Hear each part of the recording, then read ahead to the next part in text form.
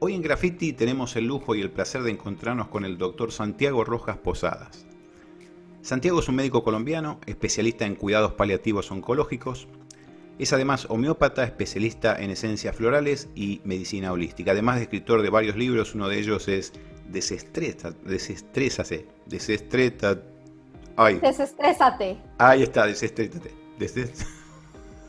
Parezco Lelutier, el grupo Lelutier con las palabras raras. Desestrésate. Bueno, pero hoy en día nos viene a hablar sobre el tema este del estrés.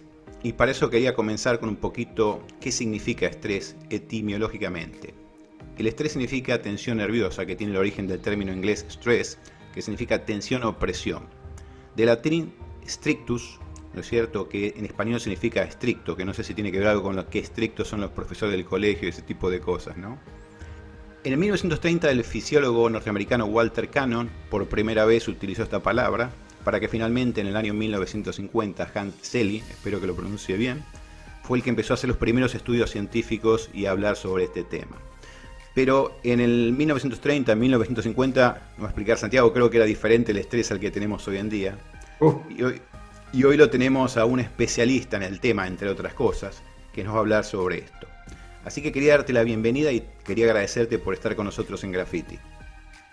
bueno, gracias Mario, gracias Andrea que está también aquí y para que hablemos sobre un tema maravilloso, además que es indispensable para la vida. El estrés es un mecanismo de la biología de la supervivencia que nos permite adaptarnos a situaciones que son límites. El tema es que volvemos límite lo que no es. Cuando estábamos siendo perseguidos allá en la selva hace miles de años, esa función tenía la supervivencia, pero hoy, infortunadamente, volvimos necesario la supervivencia de llegar al trabajo a tiempo, de pagar al final de mes las cuentas, de acceder a lo que queremos económica, comercial o de agrandar nuestros ingresos o nuestras cosas, y eso lleva a que utilicemos un mecanismo que está hecho para sobrevivir cuando no lo estamos necesitando y sobrecargamos nuestro sistema liberando hormonas que nos facultan para sobrevivir, pero no para vivir en cada momento. Y llegamos a fatigarnos, generar tensión, que es el strain, el estrés, y sobre todo a generar fatiga, inmunosupresión, enfermedad y bueno, y todas las condiciones que podamos tener las agravamos. Te voy a hacer la primera pregunta. ¿Cómo definimos médicamente qué es el estrés? O sea, ¿cómo diferenciamos un paciente que decimos, este paciente está, llamarlo, estresado y este paciente no está estresado? Si lo definimos como lo dijo Hans Selye, es eustrés y distrés. El eustrés es el está adaptado y distrés el está desadaptado. La adaptación es un estado evolutivo en cada momento. Por ejemplo, yo estoy en este momento adaptado a estar atento a tus preguntas, a escuchar y a contestar en un ritmo equilibrado. Pero eso es un estado que es transitorio mientras dura la entrevista. Pero después, si voy a estar en la televisión o si voy a estar haciendo algo mucho más relajado, mi adaptación en cada momento es la que diga que yo tenga eustrés o distrés. Entonces, un paciente, cuando no está adaptado, está distresado, que es lo que nosotros los médicos llamamos y que el común de las personas dice está estresado. Distrés significa mal estrés, eustrés significa buen estrés. Adaptación o desadaptación. Bueno, doctor, ya que sabemos qué es el estrés, yo quisiera preguntarte, ¿el estrés puede causar otras enfermedades? Y de ser así, ¿qué tipo de enfermedades podría causar? Cuando el estrés es adaptativo, afecta toda la esfera psicológica, cognitiva del paciente, neuromuscular, y lo que utiliza es que todos los recursos están en disponibilidad para ese instante y ese momento. Cuando aparece una nueva condición para la vida, el estrés nos hace ser mucho más sabios de lo que está ocurriendo. Escuchamos más, miramos más, pensamos más rápido, nuestro sistema se alerta de tal manera que toda la sangre se va a las zonas de supervivencia, la zona muscular, el cerebro y el corazón.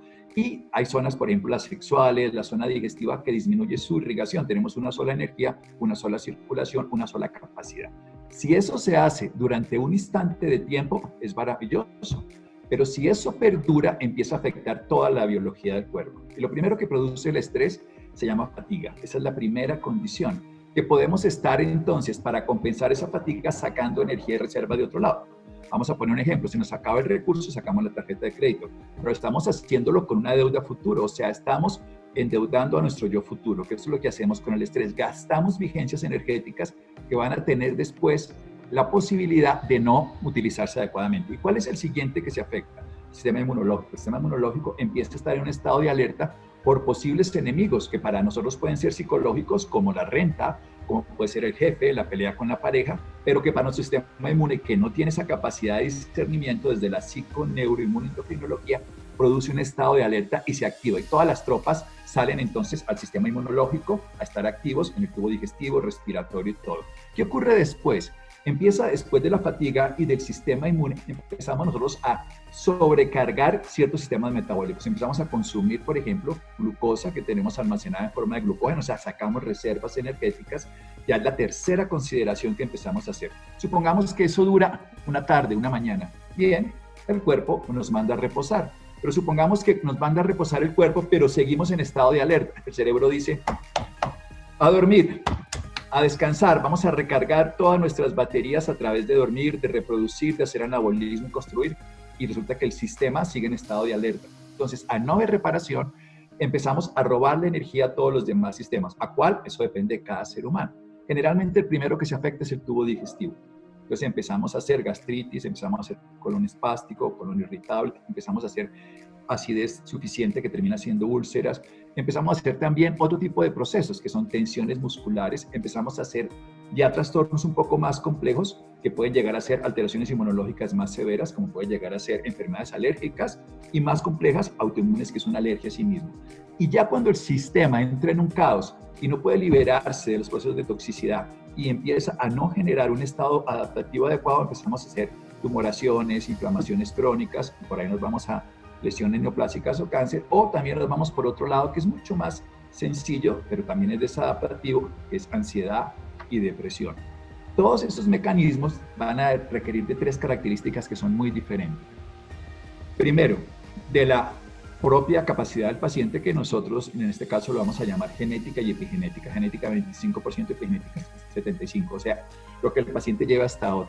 La segunda, la capacidad de la persona de tener mecanismos de adaptación adecuados, y la tercera se llama sistemas de soporte, o sea, es el nivel de agresión versus la persona, su sistema adaptativo, que es propio, que se llama mecanismos de adaptación, que son intrínsecos, puede ser llorar, puede hacer ejercicio, puede ser reírse, puede ser simplemente intentar no atender eso, y que tenga un buen sistema de soporte que puede ser externo. Un niño, por ejemplo, ve un perro, el perro es el sistema estresor, su sistema adaptativo es salir corriendo, y el sistema de soporte de los brazos de su madre. Si eso se da, la persona hace que ese proceso de estrés finalice en ese momento y se adapte. Pero si el sistema estresor es más fuerte, si el sistema adaptativo no es suficiente y el sistema de soporte no alcanza a contenerlo, entonces ocurre todo lo que expliqué anteriormente.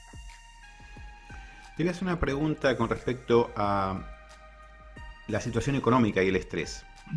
Cuando yo trabajaba, mientras hacía mi carrera, trabajaba en un banco y nos decían siempre, por ejemplo, los gerentes tienen más estrés porque tienen más responsabilidad. Y yo tenía mi duda, ¿no es cierto? Porque decía, bueno, llamemos una persona que no tiene los recursos para llevar el pan a su casa, si esa persona tiene más estrés que, digamos, que un gerente bancario, por ejemplo, en el caso de que ocurriera. ¿Esto tiene algo que ver con la situación económica, digamos, cuando hablamos de dos extremos, de uno que es digamos, que tiene mucha actividad y tiene que tomar decisiones, contra una persona que no toma decisiones, pero que no tiene el soporte para llevar a su casa? ¿Tiene algo que ver? O sea, ¿hay uno que sufre más que el otro? ¿Se sabe algo de esto? Sí, claro. La doctora Susan Kovács y la doctora Joan Borisenko hicieron investigaciones en países distintos, uno en la Universidad de Harvard, y se puso a mirar quiénes de las personas que tenían cargos ejecutivos sufrían o no sufrían de distrés, estrés negativo. Y encontró que tenían 5 variables los que no. Se llamaba control. O sea, estamos capacitados para funcionar frente a la condición. Por ejemplo, yo estoy seguro, y lo veo, que Mario y Andrea tienen capacidad frente a lo que están haciendo ahí en este momento, que es hacer la entrevista radial. Cuando uno tiene capacidad, el nivel de distrés, el estrés negativo disminuye porque uno tiene control. La capacidad y el control van de la misma mano. Si uno no tiene, entonces se capacita. Por ejemplo, conducir un automóvil. Si uno no está capacitado, llega tensionado porque no estaba capacitado. Luego maneja con una mano, se puede rascar la cabeza, prender el radio y no pasa nada. Eso se llama control. Lo segundo se llama compromiso, y este es tal vez el más interesante de todos, porque el compromiso renueva la energía. El compromiso es una afinidad con atención a todo lo que está ocurriendo, o sea, estoy motivado. En castellano el compromiso es motivación, y la motivación puede ser necesaria. Cuando la necesidad es mayor que la motivación, hay distrés. Cuando la motivación es mayor que la necesidad, hay estrés. Dicho de una manera, si la persona está muy motivada por conseguir el dinero, pero la necesidad es mayor, no hay la capacidad suficiente para disminuir el estrés y entonces se está muriendo de hambre. Ese ejecutivo podrá tenerlo o no tenerlo, depende de cómo lo module. La tercera consideración se llama desafío. Cuando uno no es capaz de volver su capacidad y su compromiso una utilidad frente a la condición, entonces tiene que volverle un desafío. Y el desafío genera persistencia. Entonces tú quieres estudiar en la universidad y tú te levantas sabiendo que son 5 años. Entonces tienes el desafío y lo soportas. Thomas Alva Edison desarrolla la bombilla en 50 pasos, no en 49 fracasos, sino que cada vez el desafío lo hacía seguir hacia adelante. La cuarta consideración que ella decía se llama gratitud. O sea, cuando uno se vuelve agradecido con cualquier experiencia que está viviendo en ese momento, entonces uno recupera la sensación de bienestar. Y es el elemento más poderoso que existe para estar bien. Cuando uno está viviendo una experiencia traumática y uno agradece, uno ve lo favorable, suelta esa experiencia de pasado, que significa memoria dolorosa, y aprende. Y la quinta que ella decía es aprender técnicas de respiración. O sea, si una persona sabe que fisiológicamente la respuesta respiratoria es secundaria al estado emocional, sabe que la respuesta emocional se puede modular con la respiración. De ahí viene el pranayama de las ciencias de los ritmos, también en las instituciones como la HeartMath Institute de Estados Unidos. Tienen muchos grupos que han desarrollado técnicas de respiración en presente que regulan la respuesta adaptativa al estrés. Control, compromiso, desafío, gratitud y respiración son las claves para que una persona sufra de distrés o estrés en cualquier experiencia. Te voy a hacer una pregunta en relación a esto. ¿Tendría que quizás enseñarse en los colegios estas técnicas? ¿No es cierto? ¿No serían muy útiles? Creo que en algunos colegios alguna vez escuché que utilizan, no sé si en Oriente o una cosa por el estilo, que utilizan técnicas de meditación para que los alumnos bajen su tensión. Como hay tanta incluso agresión en los colegios hoy en día, en muchos colegios, que viste que los chicos están un poco como alterados por toda la situación obviamente. Entonces, ¿esto sería bueno implementarlo en los colegios?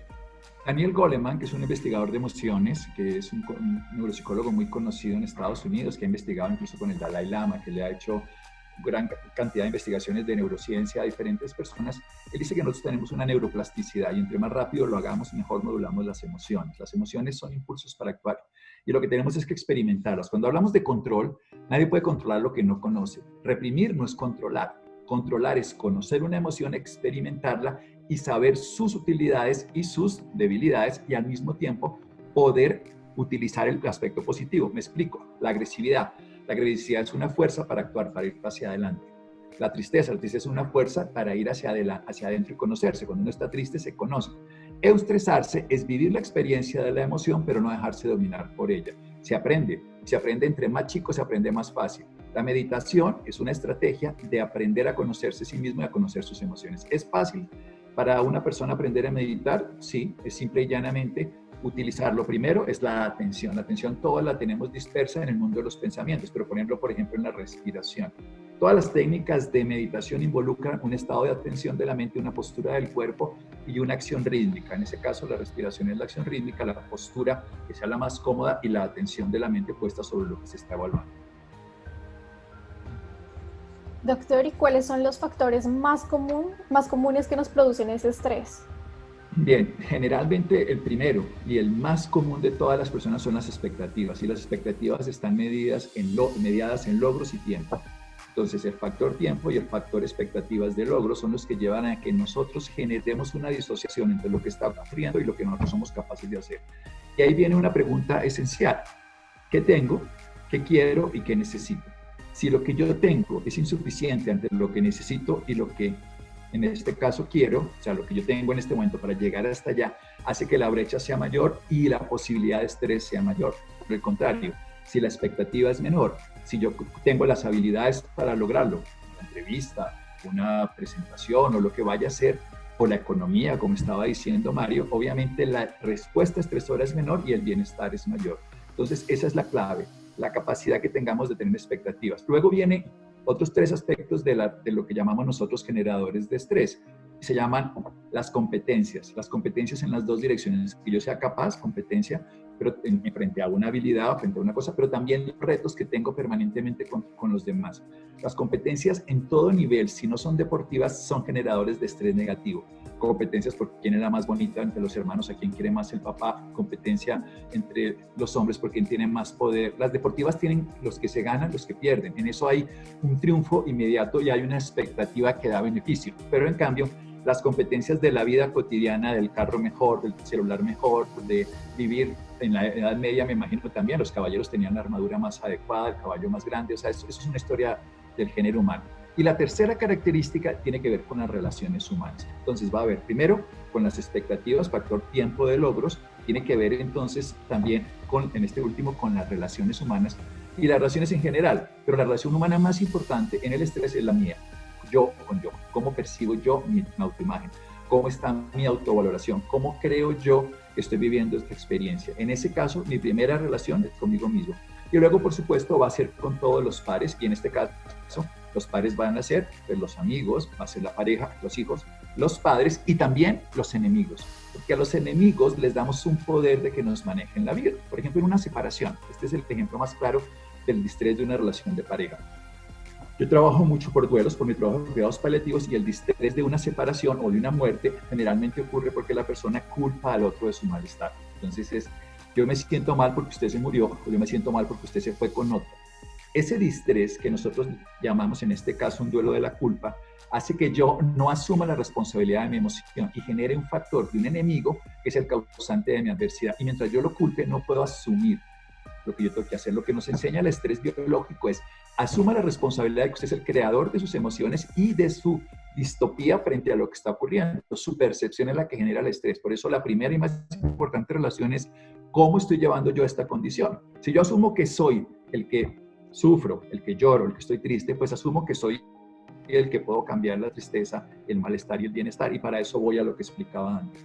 Una autoaceptación, una observación de sí mismo, una modulación de mi estado a través de respiración, observación y atención, buscando control, capacidad, compromiso, energía, desafío, me vuelvo un reto, si no sé cómo salir de esto, lo vuelvo un reto, aprendo, y por supuesto la gratitud, que vuelve a ser el que libera toda la tensión previa, y aprender técnicas de respiración. Ese es un juego permanente que se ha investigado científicamente y que se ha valorado permanentemente en personas. Porque ¿qué quiere decir? Yo me voy a morir, bien, me voy a morir, pero aunque me voy a morir, voy a tener control por estos últimos días, así sea de mi estado de ánimo, así sea de mi cognición, así sea de mi apetito, así sea de mis intereses, voy a tener una posibilidad de tener relaciones con las personas que tengo cercanas, porque yo trabajo esto en pacientes terminales, entonces uno lo que tiene es que tener metas. Si yo sé que el estrés tiene que ver con las expectativas y los logros, si la expectativa es curarse, el estrés es altísimo, si la expectativa es sobrevivir sin dolor hoy, el estrés disminuye y el riesgo de sufrimiento es menor y la posibilidad de éxito es mayor.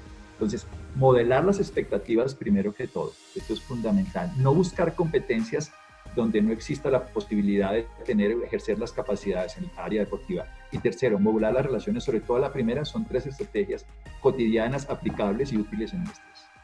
Te voy a hacer una pregunta hipotética. Dos personas exactamente iguales, con el mismo, digamos, dos personas que son exactamente iguales, pero una sabe más que la otra. Una tiene más conocimientos, exploró mucho más. Esa persona teóricamente tendría más estrés porque conoce más. Y te hago una especie de comparación, ¿no? Escuché que cuando, por ejemplo, nacemos, o sea, nuestro problema es, primero, si estamos con nuestra mamá, estamos agarrados por nosotros, por nuestra madre, estamos tranquilos porque tenemos lo que nos hace falta. Después nos ponen una cunita, pero ya ahí tenemos otros problemas. Y conocemos lo que es nada más la cuna. Pero después salimos a caminar y ya no es la cuna, ya es el enchufe, ya es el balcón, ya son otros tipos de problemas. Y así nos vamos cada vez conociendo más, es como que van aumentando el conocimiento, pero ¿eso también aumenta el estrés? Sí, paradójicamente sí. Claro, porque existe una cosa fundamental, y es que en la medida en que uno es más experto, le gusta menos lo novedoso, porque tiene menos dominio sobre él. Y por eso, el éxito del estrés es poder experimentar eso como un aprendizaje, que eso se llama desafío.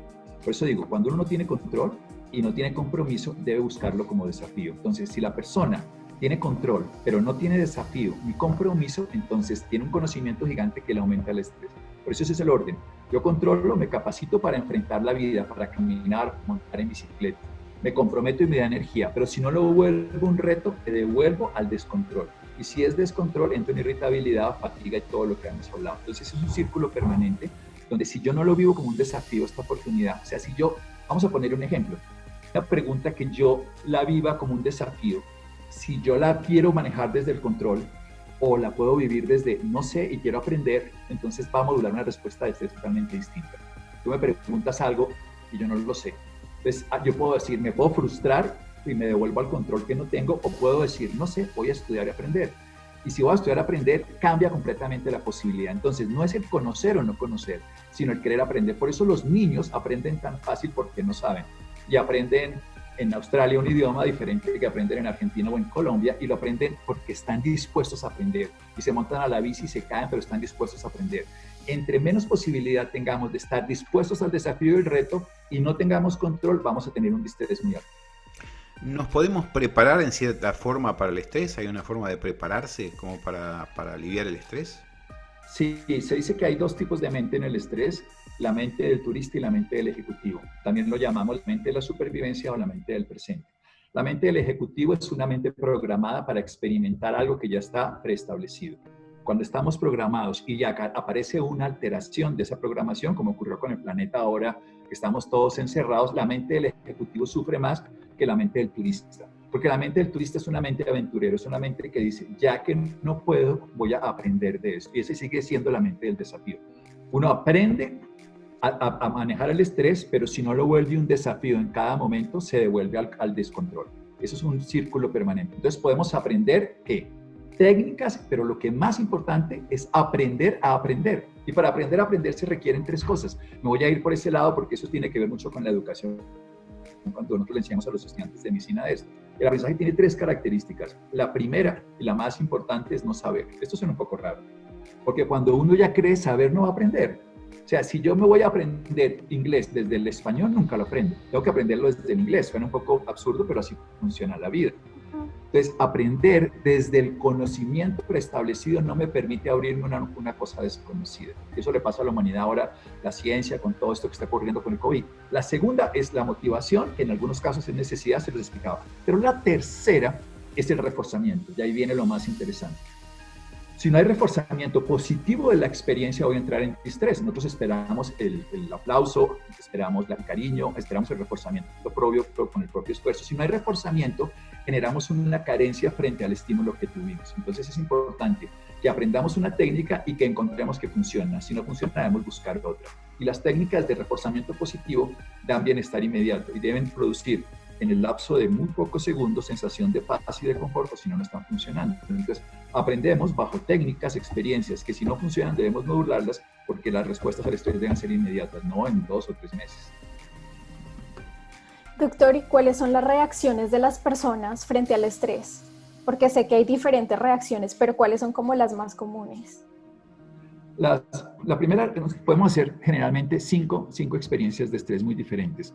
La primera es reprimirlo, es tratar de no mostrarlo, es ocultarlo, y es la que más se nota. Ustedes ven a alguien, un conferencista, se para en un escenario y ustedes dicen, está que se muere del estrés. En cambio, una persona podría pararse y decirles, hola Mario, Andrea y público, estoy que me muero de estrés. Esta es la primera vez que lo voy a hacer, no sé qué voy a hacer. E inmediatamente esa persona va a ganar confianza, porque precisamente lo que hace esta historia es llenarse de distrés y no generar confianza, que es un eustrés. Neurológicamente es la misma vía, la del miedo, que son 3 áreas del cerebro. Nosotros lo vemos de la neurociencia a través de un área que se llama la amígdala, que es del miedo, otro se llama el mesencéfalo, otro se llama el cuerpo estriado dorsal. Esa misma vía, ¿es de miedo o es de confianza? La segunda opción que tenemos es tratar de no pensar en eso. Y es como yo te digo, ¿sabes qué? No pienses en Australia, no pienses en Australia, no pienses en Australia. Inmediatamente tu mente no puede no hacer eso.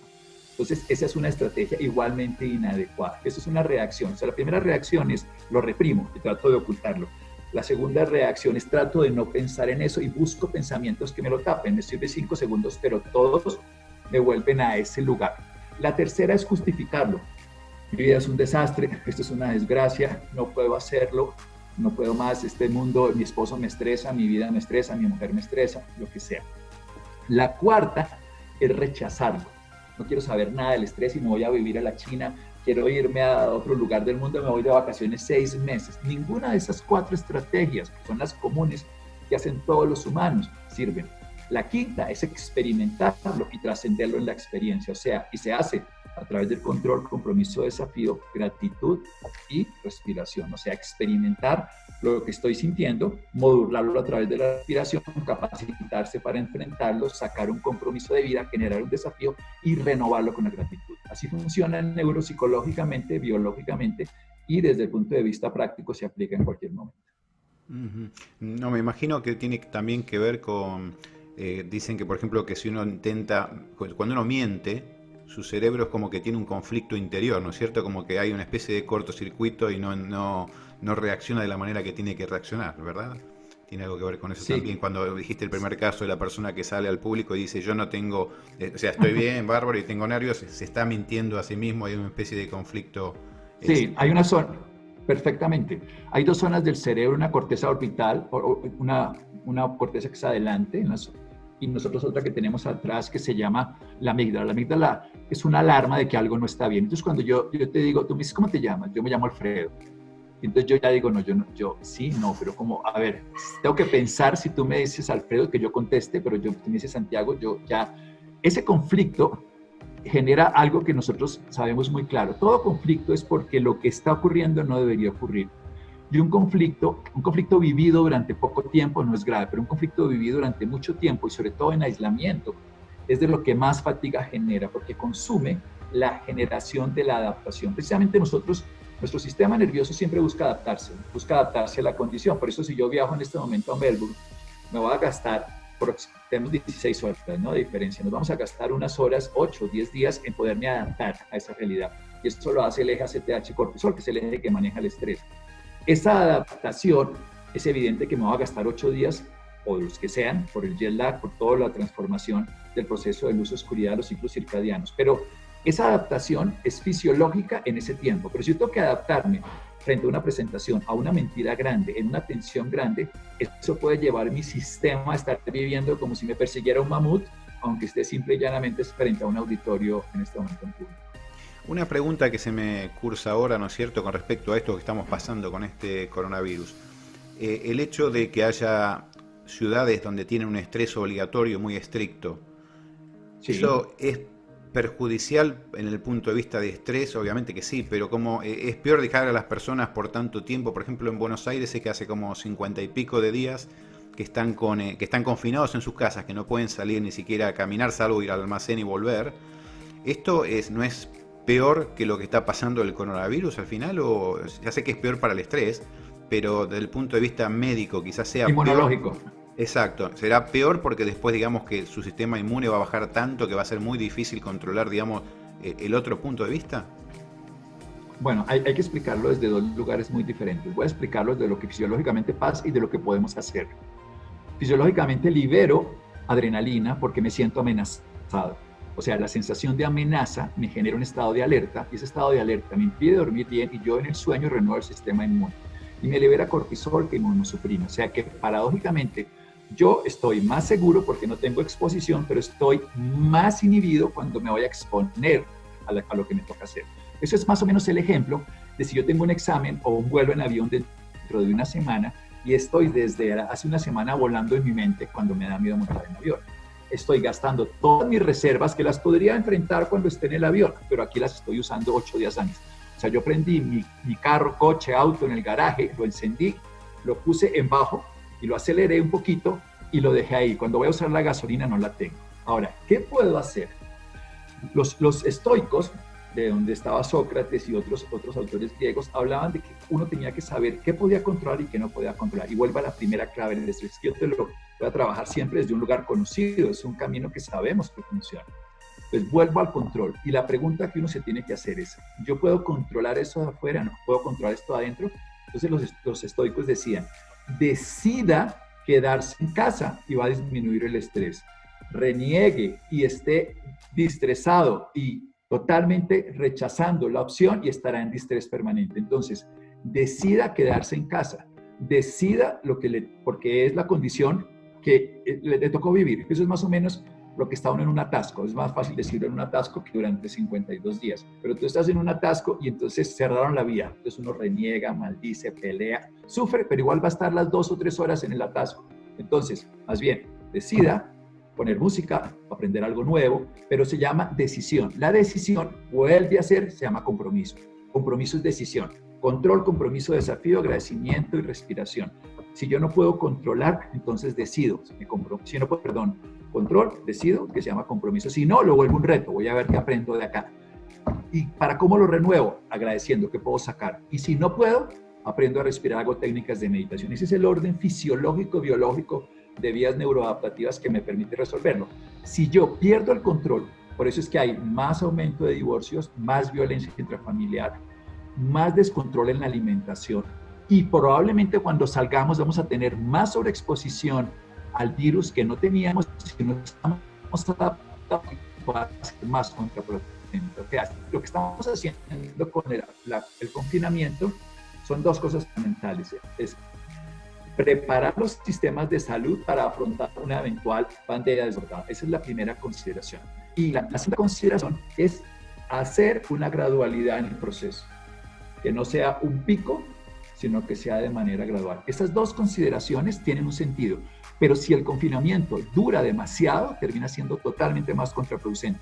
Dormimos menos porque estamos alerta, nos exponemos menos al sol, tenemos menos vitamina D, tenemos menos socialización y menos contactos con virus y bacterias. Y viene uno que es un poco extraño. Yo entiendo que todo eso es como pagar con tarjeta de crédito, te sirve ahora pero te cuesta más. Lavarse las manos en exceso también hace daño, porque nos vuelve más sensibles a otros gérmenes. Es una paradoja. Los niños de las ciudades son más alérgicos que los niños del campo porque están muy limpios y los de allá están más expuestos. Los de allá tienen la posibilidad de alergia en la ciudad de los niños es del 30%, según la Academia Inglesa de Alergología, y la del campo es 3 veces, o sea 3%, perdón, 10 veces más. Y se debe a que los de la ciudad son demasiado limpios y están alejados de todos los alergenos comunes que se vuelven simplemente parte de la vida, mientras que si nosotros nos alejamos, nos vamos a la casa enferma por no salir a la ciudad enferma. Y lo que le ocurre a un ser humano es que el ser humano se adapta y eso se llama saluntogénesis. Es la capacidad de generar salud a través del trabajo cotidiano. Tú vas a un colegio siendo niño y aprendes de matemáticas, aprendes de historia, de geografía y de virus y de bacterias. Tu sistema inmune necesita estar en continuo conflicto. Ahora, ¿yo estoy de acuerdo con el aislamiento? Sí. ¿Permanente? Por supuesto no. Y lo que sí estoy de acuerdo es que se hagan procesos de distanciamiento, limpieza, al tapabocas, pero que tengamos mucho más intercambio con la vida externa, si no vamos a estar más vulnerables. Que es lo que están haciendo acá en Australia, no sé lo que pasa en Colombia. Una pregunta más que es, ¿cuáles son las diferentes técnicas para manejar este estrés? ¿Qué nos sugerís para la gente que puede hacer? Sí, nosotros sabemos que la respiración es la más importante técnica de recuperar el estrés. Entonces, uno necesita controlar la respiración. Lo primero es observarla para conocerla.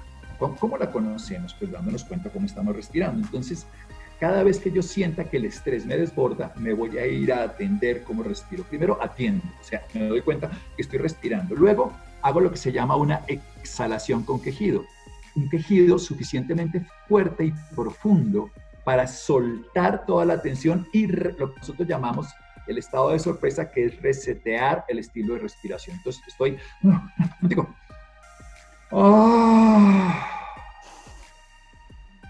Esto da risa, precisamente. La risa es una respiración abdominal. El llanto es una respiración abdominal. Un orgasmo es una respiración abdominal. Y un quejido es una respiración abdominal. Después de una risa, de un orgasmo, de un llanto o de un quejido, tu respiración es diferente y tomas el control. Se llama retomar el control. Control, compromiso, desafío, agradecimiento y respiración. Respiración para retomar el control. Y luego empiezas a respirar siempre por la nariz, expandiendo la barriguita como cuando nosotros somos niños. Los niños respiran con la barriguita, los adultos respiramos subiendo los hombros. Esa respiración es nasal, lenta, pausada y abdominal. Y cuando inspiramos, imaginamos un olor, si no lo tenemos presente, agradable. A mí me gusta el olor del pan recién hecho. El olor del café colombiano, bueno, toca decirlo, colombiano, nuestro, delicioso. También puede ser argentino, y australiano también, no hay problema. Pero un café, algo que nos agrade, el olor de la naturaleza también. Pero la sensación debe impregnarnos. Debe haber pausa, porque es en la pausa, en la inspiración me cargo de aire, que es indispensable para la vida, pero es en la pausa donde yo disminuyo la respuesta de estrés, porque en la pausa, después de la inspiración, activo el tono parasimpático, que es el que me baja el tono simpático de estrés, que es el de la lucha de la vida, para el tono del recogimiento y acogimiento. O sea, me recojo en mí mismo y me acojo a mí mismo. Lo que los tibetanos llaman contenido, contento en sí mismo, contenerme a mí mismo. Cuando yo tomo aire, inspiro lo que me agrada, me quedo en la pausa lo más que pueda, inmediatamente rompo la respuesta al estrés después de 3 o 4 cosas.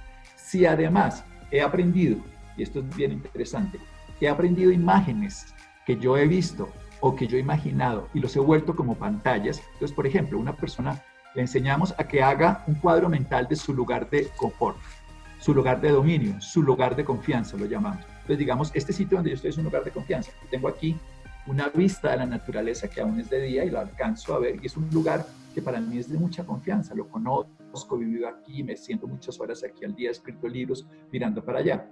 Yo tengo esta imagen mental en mi cabeza, la tengo y la debo poder ver muchas veces cerrando los ojos, o sea, poderla tener tan clara. En un momento de estrés, nosotros le decimos a la persona, esa imagen que usted construyó, toma aire, inspira un olor agradable y en la pausa, dura todo el tiempo que pueda visualizando e imaginando eso. No importa lo que esté pasando afuera. Tómese el tiempo suficiente para que por lo menos durante 3 o 4 minutos lo haga y luego bote el aire. Si necesita, todavía hay mucho estrés, bótelo por la boca en un quejido. Puede ser un quejido no sonoro. Lo hice sonoro para que entendieran, pero no tiene que ser así. Si no suena como que estuviéramos sufriendo. No, es solamente para entender que es una respiración fuerte por la boca. Pero después de que uno ya bajó el estrés, solamente es inspiración, imagen mental que me genera bienestar y expiración natural. La inspiración debe ser nasal, debe ser con pausa y debe ser que se mueva la barriguita, o sea, abdominal. Eso, entre 30 y 3 minutos, bloquea completamente la respuesta al estrés porque ya es un condicionamiento aprendido de tono parasimpático. Entonces, construimos una imagen mental. Yo en este momento la veo, la tengo construida, pero cualquiera puede sacarlo de una imagen imaginaria. Puede ser su mamá abrazándolo, puede ser lo que quiera. Lo importante es que a él le genere confianza, no en momentos de estrés, pero que la use como un salvavidas en los momentos de estrés. E inmediatamente la respuesta se quiere. Bueno, ¿qué te Doctor, parece? se puede... Sí, perdón. La última pregunta sobre el estrés. ¿Se puede confundir el estrés con la ansiedad? A ver, todo lo que nosotros llamamos, en este caso, respuesta del estrés puede generar muchas manifestaciones. Inicialmente, la ansiedad es una anticipación de algo, es un estado de alerta máximo para algo que va a ocurrir. Puede ser porque tengo un examen, puede ser porque me voy a encontrar con una pareja o puede ser porque me estén persiguiendo. Y eso es un estado natural, fisiológico, anticipatorio. El problema es que la anticipación debe ser de muy corta duración. Es muy bueno estar ansioso. La ansiedad es lo que nos permite llegar a eso con mayor atención. Pero si ese tiempo es demasiado largo o si es perdurable ante algo que no exista, una ansiedad sin razón, ya no es fisiológico. Y ese ya es un estado patológico. También el estrés nos va a llevar a un estado de hiperalerta, a un estado de miedo y preocupación, y con el tiempo nos va a llevar a un estado de depresión. Entonces, la ansiedad es una de las tantas manifestaciones en un estado natural, no es estrés, es simplemente adaptativo, natural, o sea, es un buen estrés.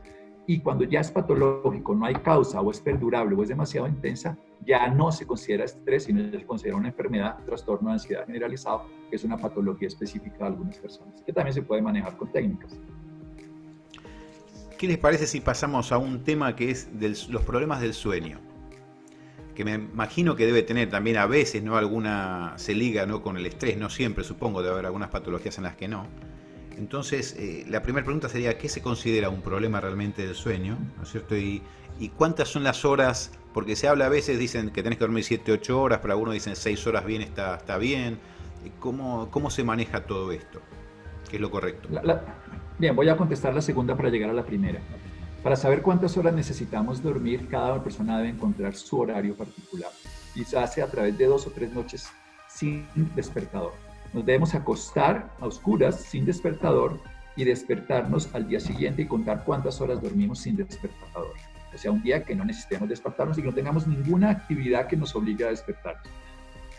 Lo promediamos durante 2 o 3 días. Yo le digo a las personas, háganlo un fin de semana. Entonces lo hace. Y supongamos que salieron 8 horas. El tiempo mínimo de sueño que debe dormir esa persona entre semana es eso menos 1 hora. Ese es el tiempo de sueño natural. Algunos serán 9 horas, 10, y aquí serán, entonces, porque si alguien tiene 10 horas de sueño es porque tiene una deuda de sueño muy grande. Lo segundo es, por cada hora de actividad del día, yo necesito pagar 20 minutos a 30 máximo de deuda de sueño. o sea, que yo tengo 16 horas de actividad en el día, 16 horas, va a hacer que tenga más o menos unas 5 horas de deuda de sueño aproximadamente. De ahí en adelante, todo lo que duerma de más va a ser beneficio, pero todo lo que duerma de menos me lo voy a acumular y nunca lo voy a poder pagar. Solo pagamos deuda de sueño a través del sueño de la noche o la siesta del día. No es sano acumular una deuda de sueño para la semana de fin de semana. Eso es muy importante.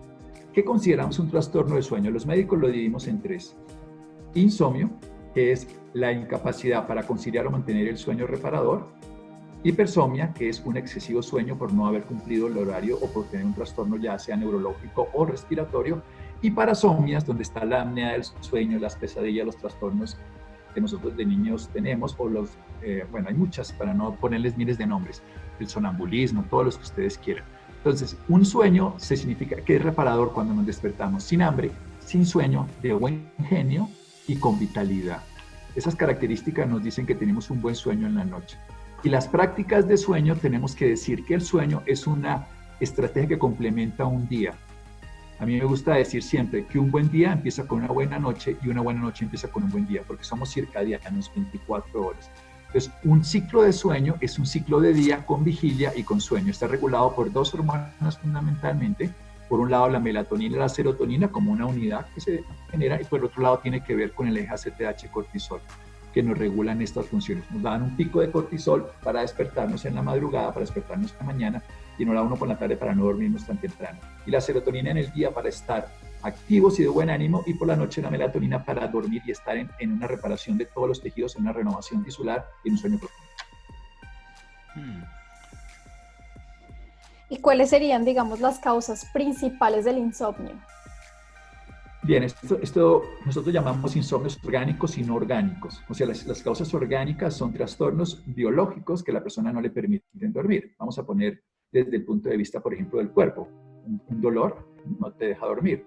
Pero desde el punto de vista práctico, la gran mayoría de las causas de no dormir se deben al 75% de las causas de no dormir bien se deben a lo que nosotros llamamos mala higiene del sueño. O sea, que no hay una práctica adecuada de dormir. La práctica de dormir es un ritual. Es un ritual que empieza desde por la mañana. Empieza desde que yo me levanto y me expongo a la luz del sol. Cuando yo expongo a la luz del sol, inhibo la melatonina, pero ya estoy programándome para dormir entre 16 horas después aproximadamente. Ya mi fisiología se está adaptando a esa primera luz. Entonces, si no me expongo a la luz y me quedo a oscuras todo el día o debajo de un techo sin salir a la luz del sol, ustedes tienen allá a las 8 o 9 de la mañana, a la hora que sea, ustedes ya deberían haber salido a la luz del sol. Eso les va a ir regulando su sueño. La segunda son 5, o sea, tiene que ver con, las prácticas tiene que ver con exposición a luz, la primera. La segunda tiene que ver con actividad y reposo. El reposo da somnolencia, pero no produce buen sueño profundo. Necesitamos activarnos para que nuestro cuerpo genere una renovación. La otra tiene que ver con la dieta. Necesito comer y ayunar para poder dormir bien. La mayoría de personas no saben eso y no hacen ciclos de comida y ayuno. La cuarta tiene que ver con cambios de temperatura. Una adecuada exposición. Nosotros necesitamos dormir más fríos que en el día. O sea, necesitamos tener entre 21 y 24 grados de temperatura en nuestra cama para poder llegar al sueño donde necesitamos enfriar nuestro cerebro y generar pérdida de calor para poder hacer un metabolismo de construcción de tejidos. Y la quinta tiene que ver con que la mente se active y se motive por lo que está ocurriendo en el día y entre en un estado de interiorización en la noche. Esas 5 alteraciones son las que llevan a la causa de todos los trastornos. El 75% de ellos se corrigen con acciones desde el punto de vista no medicamentoso, solo con prácticas, y de ese 75% generalmente solo un 20% se pueden corregir con otras acciones un poco más intensas, y uno debería solo recurrir a los medicamentos en el 5% de los casos. Las causas del estrés están entonces en malas prácticas relacionadas con el ejercicio, con la comida, con la forma de desconectar mi cerebro, con los malos estímulos luminosos, que esa es la causa que más ha aumentado en esta última época del siglo por la exposición a las pantallas de los móviles y de todas estas historias, y no la exposición a la luz solar. Y por supuesto, la otra consideración que está ocurriendo en este momento pues es esa ansiedad y ese miedo fisiológico que se volvió patológico por anticipar una desgracia. Una pregunta que me quedó picando, le decimos en Argentina, ¿no? Vos decís que hay unas horas para dormir, que cada uno, bueno, las tiene que calcular, ¿no? De acuerdo a cómo nos explicaste. Ahora, si uno duerme, por ejemplo, 4 horas durante la noche y después tiene una siesta de 3 horas, o si 4, 2 y 1, eso va a llenar todo el contenido de lo que uno hace falta para el sueño o no, o esas personas que se levantan y que tienen que ir al baño cada 2 horas y vuelven, se cuenta como que son horas de sueño, o eso ya no es el sueño ideal y ya trae trastornos.